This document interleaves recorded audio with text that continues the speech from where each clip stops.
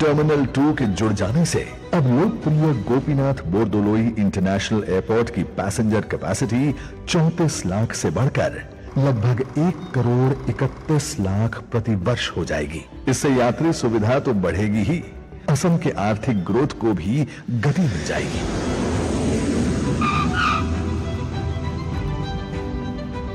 व्यापार के अवसर खुलेंगे, निवेश आकर्षित होंगे। यहाँ की संस्कृति, हस्तशिल्प और लोक कला देश ही नहीं विदेशों तक पहुंचेगी और हमारे भारतीय होने के गर्व को और भी ज्यादा बढ़ाएगी। जय Bharat, Joy I of home. धन्यवाद महोदय। अब मैं माननीय प्रधानमंत्री जी से सादर अनुरोध करती हूं कि वे कृपया अपने अमूल्य एवं प्रेरणास्पद संबोधन से इस ऐतिहासिक अवसर को स्मरणीय बनाएं। बेटा સેમ્પલ ચેક કરી લીધું?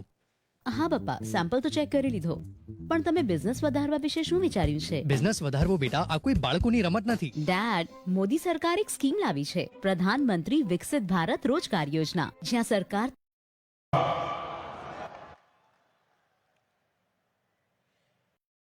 लुइट पोरिया, राय जोलोई, मूर श्रद्धा अरु मरोम जासीसु असम के गवर्नर लक्ष्मण प्रसाद आचार्य जी, मुख्यमंत्री हेमंता बिश्वा शर्मा जी, केंद्र में मेरे सहयोगी हमारे पूर्व मुख्यमंत्री सर्बानंद सोनोवाल जी, राम मोहन नायडू जी, मुरलीधर मोहोल जी, पवित्रा मार्गरीटे जी, असम सरकार के मंत्रीगण, अन्य महानुभाव, भाई और बहनों,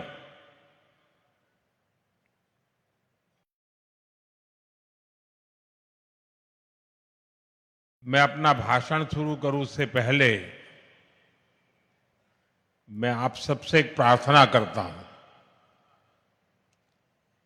ये आज विजय का आज का जो दिवस है एक प्रकार से विकास के उत्सव का दिवस है और ये सिर्फ असम नहीं, पूरे नॉर्थ ईस्ट के विकास का उत्सव है। और इसलिए मेरी आपसे प्रार्थना है कि अपना मोबाइल फोन निकालिए, उस पर फ्लैश लाइट चालू कीजिए और सबके सब इस विकास उत्सव में भागीदार बनिए। हर एक के मोबाइल फोन का लाइट जलना चाहिए। देखिए तालियों की गूंज से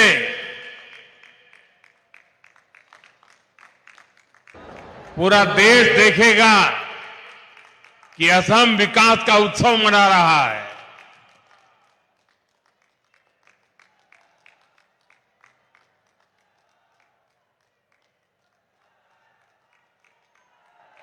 जब विकास का प्रकाश पहुंचता है तो जिंदगी की हर राह नई ऊंचाइयों को छूने लग जाती है। बहुत बहुत धन्यवाद सबका।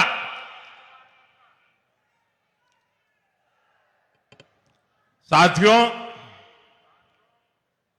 असम की धरती से मेरा लगाव, यहां के लोगों का प्यार और स्नेह और खासकर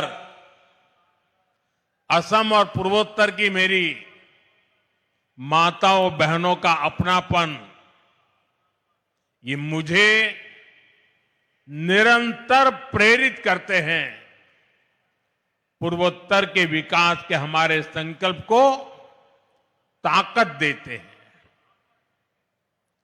मैं देख रहा हूं आज एक बार फिर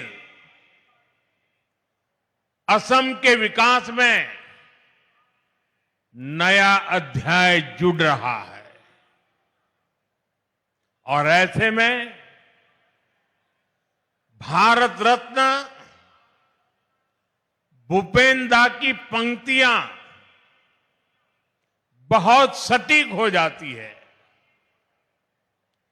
लुइदोर पार जिलिकाई टूली बोलोई आमी प्रतिज्ञाबद्ध आमी संकल्पबद्ध, यानी लुइत नदी का तट उज्जवल होगा, अंधकार की हर दीवार टूटेगी और ये होकर रहेगा। यही हमारा संकल्प है, यही हमारी प्रतिज्ञा है। साथियों, भूपेन दा की ये पंक्तियां केवल एक गीत नहीं थी, ये असम को प्यार करने वाली हर महान आत्मा का संकल्प था। और आज ये संकल्प हमारे सामने सिद्ध हो रहा है। जैसे असम में विशाल ब्रह्मपुत्र की धाराएं कभी नहीं रुकती, वैसे ही बीजेपी की डबल इंजन सरकार में यहां विकास की धारा भी अनवरत बह रही है। आज लोकप्रिय गोपीनाथ बोरदोलोई एयरपोर्ट के नए टर्मिनल का उद्घाटन हमारे इस संकल्प का प्रमाण है। मैं सभी असम वासियों को, देश के लोगों को इस नई टर्मिनल बिल्डिंग के लिए बहुत बहुत बधाई देता हूं।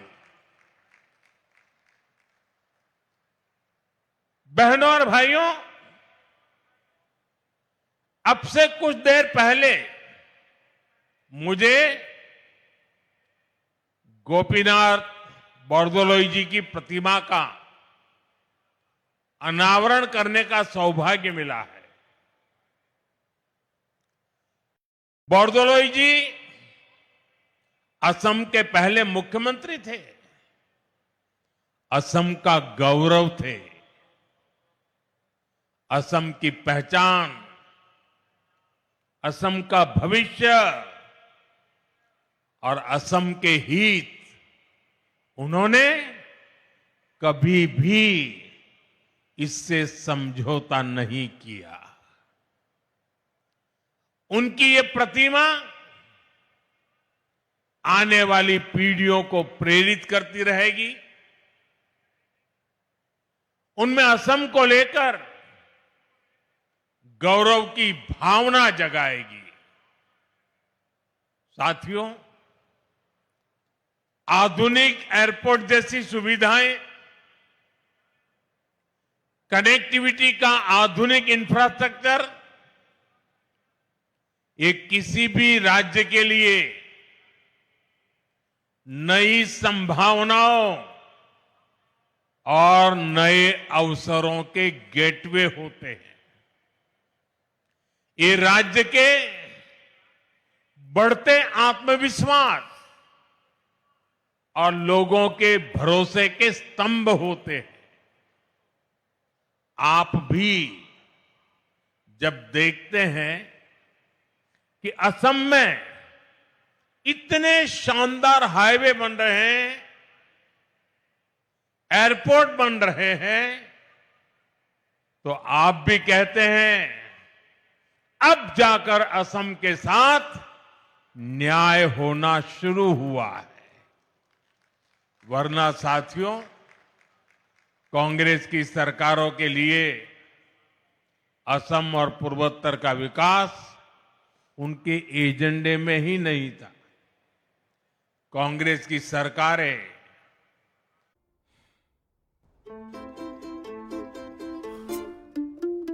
Till the reports arrive, your tension is bound. में जाता ही कौन है? कांग्रेस कहती थी असम को, पूर्वोत्तर को आधुनिक एयरपोर्ट की, हाईवेज और बेहतर रेलवेज की जरूरत क्या है?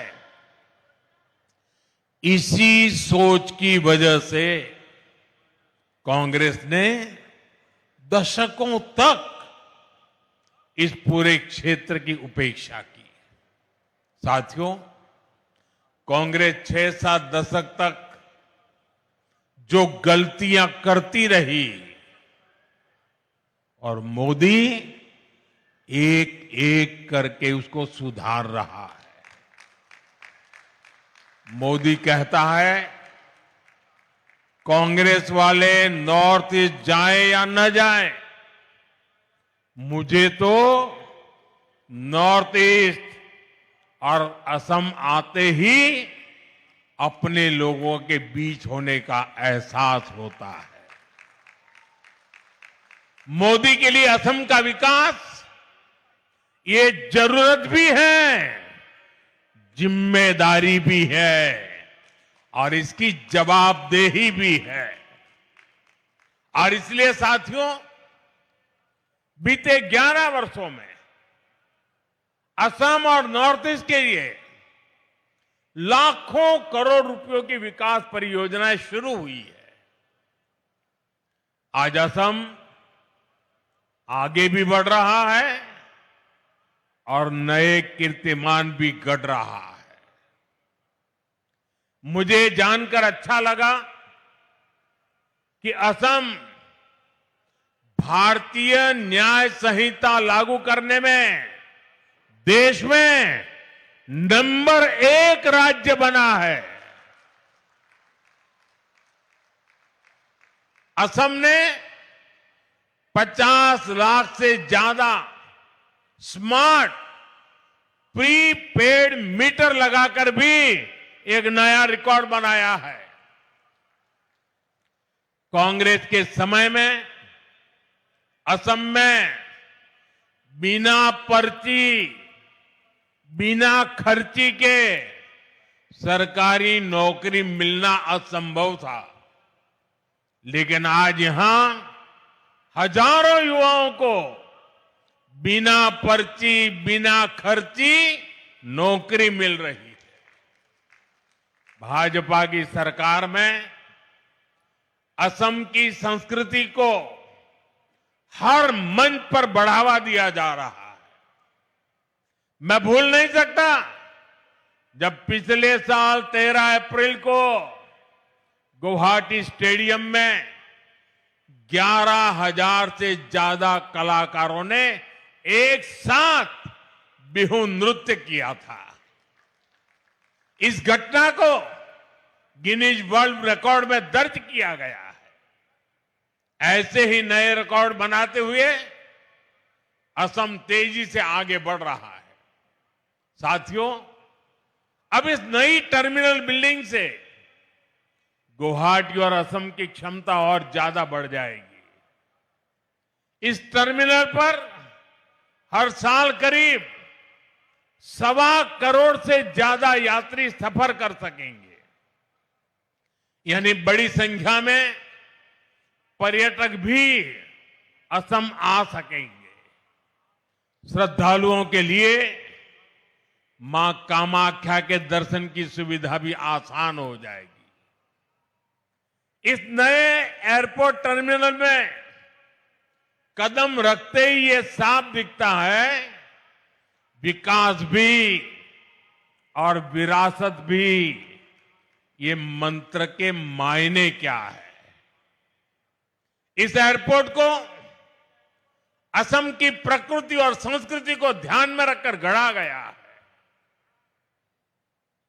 टर्मिनल के अंदर हरियाली है, इंडोर फॉरेस्ट जैसी व्यवस्था है, चारों तरफ प्रकृति से जुड़ा डिजाइन है। यहां आने वाला हर यात्री सुकून महसूस करे। इसकी बनावट में बांस का खास इस्तेमाल किया गया है। बांस असम के जीवन का अभिन्न हिस्सा है। वो यहां मजबूती भी दिखाता है और खूबसूरती भी। और दिल्ली में बैठे हुए भूतकाल की सरकारों को ये बंबू क्या है इसकी पहचान भी नहीं थी। आप हैरान होंगे, 2014 में आपने मुझे काम दिया, उसके पहले हमारे देश में एक कानून था। ये कानून ऐसा था कि आप बंबू को काट नहीं सकते। अब कोई मुझे समझाए भाई, क्यों? क्योंकि उन्होंने कह दिया बंबू एक ट्री है, वृक्ष है। और जब एक बार वृक्ष कह दिया तो फिर सारे दरवाजे बंद हो गए। जबकि बांबू दुनिया मानती है कि ये एक पौधा है। और हमने कानून हटाया और ग्रास की कैटेगरी में जो सचमुच में बंबू की पहचान है उसमें लाया। और तब जाकर के आज ये बांबू से इतनी बड़ी भव्य इमारत निर्माण हुई है। और आज अगर आप सोशल मीडिया देखोगे तो दुनिया भर में भारत के एयरपोर्ट की रचनाओं की चर्चा हो रही है। साथियों, इंफ्रास्ट्रक्चर के इस विकास का बहुत बड़ा संदेश भारत की विकास यात्रा की पहचान बन रहा है। इससे उद्योगों को बढ़ावा मिलता है, निवेशकों को कनेक्टिविटी का भरोसा मिलता है, लोकल प्रोडक्ट्स को दुनिया भर में पहुंचाने का रास्ता खुलता है। और सबसे बड़ा भरोसा उस युवा को मिलता है जिसके लिए नए अवसर पैदा होते हैं। और इसलिए आज हम असम को असीम संभावनाओं की इस उड़ान पर आगे बढ़ते देख रहे हैं। साथियों, आज भारत को देखने का दुनिया का नजरिया बदला है और भारत की भूमिका भी बदली है। भारत अब दुनिया की तीसरी सबसे बड़ी अर्थव्यवस्था बनने जा रहा है। 11 साल के भीतर भीतर ये कैसे हुआ? साथियों, इसमें बहुत बड़ी भूमिका आधुनिक इंफ्रास्ट्रक्चर के विकास की है। भारत 2047 की तैयारी कर रहा है। विकसित भारत के संकल्प को सिद्ध करने के लिए हम इंफ्रास्ट्रक्चर पर फोकस कर रहे हैं। और सबसे अहम बात यह है कि विकास के इस महान अभियान में देश के हर राज्य के हर क्षेत्र की भागीदारी है। हम पिछड़ों को प्राथमिकता दे रहे हैं। देश का हर राज्य एक साथ प्रगति करे और विकसित भारत के मिशन में अपना योगदान दे।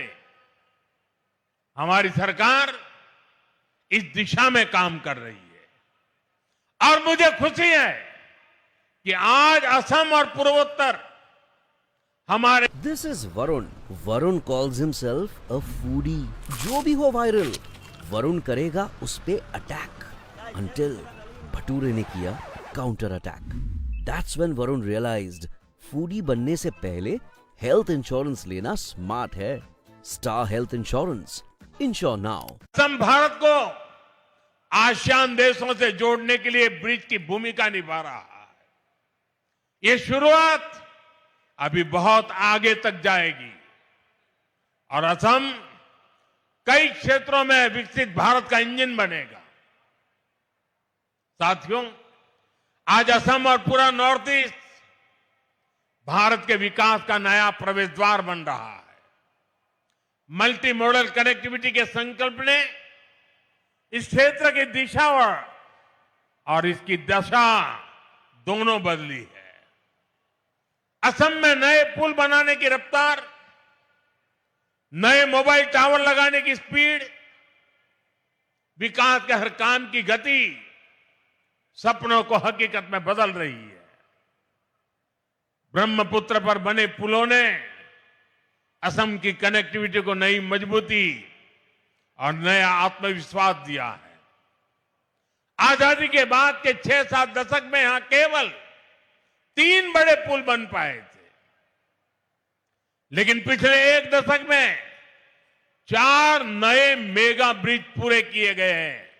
इनके अलावा कई ऐतिहासिक परियोजनाएं आकार ले रही है। बोगीबील और ढोला सदिया जैसे सबसे लंबे पुलों ने असम को रणनीतिक रूप से और अधिक सशक्त बना दिया है। रेलवे कनेक्टिविटी में भी एक क्रांतिकारी बदलाव आया है। बोगीबील ब्रिज के शुरू होने से अपर असम और देश के बाकी हिस्सों के बीच की दूरी सिमट गई है। गुवाहाटी से न्यू जलपाईगुड़ी तक चलने वाली वंदे भारत एक्सप्रेस ने यात्रा के समय को कम कर दिया है। देश में वाटरवेज के विकास का फायदा भी असम को मिल रहा है। कार्गो ट्रैफिक में 140% की बढ़ोतरी हुई है। इस बात का प्रमाण है कि ब्रह्मपुत्र केवल नदी नहीं, बल्कि आर्थिक शक्ति का प्रवाह है। पांडु में पहली शिप रिपेयर सुविधा विकसित हो रही है। वाराणसी से डिब्रूगढ़ तक चलने वाली गंगा विकास क्रूज को लेकर उत्साह है। इसे north east global cruise tourism के मानचित्र पर स्थापित हो गया है। साथियों, कांग्रेस की सरकारों ने असम और पूर्वोत्तर को विकास से दूर रखने का जो पाप किया था, उसका बहुत बड़ा खामियाजा देश की सुरक्षा, एकता और अखंडता को उठाना पड़ा। कांग्रेस की सरकारों में हिंसा का दौर दशकों तक फलता फूलता रहा। हम केवल 10-11 साल के भीतर उसे खत्म करने की तरफ बढ़ रहे हैं। पूर्वोत्तर में पहले जहां हिंसा और खून खराबा होता था, आज वहां 4G और 5G टेक्नोलॉजी से डिजिटल कनेक्टिविटी पहुंच रही है। जो जिले कभी हिंसाग्रस्त माने जाते थे, आज वो आकांक्षी जिलों के रूप में विकसित हो रहे हैं। आने वाले समय में यही इलाके इंडस्ट्रियल कॉरिडोर भी बनेंगे। इसलिए आज नॉर्थ ईस्ट को लेकर एक नया भरोसा जगा है। हमें इसे और मजबूती देनी है। साथियों, हमें असम और पूर्वोत्तर के विकास में कामयाबी इसलिए भी मिल रही है कि हम इस क्षेत्र की पहचान और संस्कृति की सुरक्षा कर रहे हैं। कांग्रेस ने एक और पाप किया था। उसने यहां की पहचान को मिटाने की साजिश की थी। और यह षड्यंत्र केवल कुछ वर्षों का नहीं है। कांग्रेस के इस पाप की जड़ें आजादी के पहले से जुड़ी है। वो समय जब मुस्लिम लीग और अंग्रेजी हुकूमत मिलकर भारत के विभाजन की जमीन तैयार कर रहे थे, उस समय असम को भी अविभाजित बंगाल का यानी ईस्ट पाकिस्तान का हिस्सा बनाने की योजना बनाई गई थी। कांग्रेस उस साजिश का हिस्सा बनने जा रही थी। तब बोरदोलोई जी अपनी ही पार्टी के खिलाफ खड़े हो गए थे। उन्होंने असम की पहचान को खत्म करने के इस षड्यंत्र का विरोध किया और असम को देश से अलग होने से बचा लिया। भाजपा पार्टी हमेशा पार्टी लाइन से ऊपर उठकर हर देशभक्त का सम्मान करती है। अटल जी के नेतृत्व में जब भारतीय जनता पार्टी की सरकार आई तब उन्हें भारत रत्न दिया गया। भाइयों बहनों, बोरदोलोई जी ने आजादी के पहले तो आसाम को बचा लिया था, लेकिन उनके बाद कांग्रेस ने फिर से असम विरोधी और देश विरोधी काम शुरू कर दिए। कांग्रेस ने अपना वोट बैंक बढ़ाने के लिए मजहबी तुष्टीकरण के षड्यंत्र रचे। बंगाल और असम में अपने वोट बैंक वाले घुसपैठियों को खुली छूट दी गई है। यहां की डेमोग्राफी को बदला गया है। इन घुसपैठियों ने हमारे जंगलों पर कब्जा किया, हमारी जमीनों पर कब्जा किया। इसका नतीजा यह हुआ कि पूरे असम की सुरक्षा और पहचान दांव पर लग गई है। साथियों, आज हेमंता जी की सरकार और उनकी टीम के सभी साथी बहुत मेहनत से असम के संसाधनों को इस गैर कानूनी और देश विरोधी अतिक्रमण से मुक्त करा रही है। असम के संसाधन असम के लोगों के काम आए, इसके लिए हर स्तर पर काम हो रहा है। केंद्र सरकार ने भी घुसपैठ रोकने के लिए सख्ती की है। अवैध घुसपैठियों को बाहर निकालने के लिए उनकी पहचान भी कराई जा रही है। लेकिन भाइयों बहनों, कांग्रेस पार्टी और इंडी गठबंधन के लोग खुलकर देश विरोधी एजेंडों पर उतर आए हैं। देश का सुप्रीम कोर्ट तक घुसपैठियों को बाहर करने की बात कर चुका है, लेकिन ये लोग घुसपैठियों के बचाव में बयानबाजी कर रहे हैं। इनके वकील कोर्ट में घुसपैठियों को बचाने की पैरवी कर रहे हैं। चुनाव आयोग निष्पक्ष चुनाव के लिए एसआईआर की प्रक्रिया कर रहा है, तो इन लोगों को देश के हर कोने में तकलीफ हो रही है। ऐसे लोग असमिया भाई बहनों के हितों को नहीं बचाएंगे। ये लोग आपकी जमीन और जंगलों पर किसी और का कब्जा होने देंगे। इनकी देश विरोधी मानसिकता पुराने दौर की हिंसा और अशांति वाले हालात पैदा कर सकती है। और इसलिए मेरे आसाम के भाई बहन, हमें बहुत सावधान रहना है। जिस असम की अस्मिता के लिए At IHG Hotels and Resorts, you can stay ahead of the game, play the game, or enjoy a game night.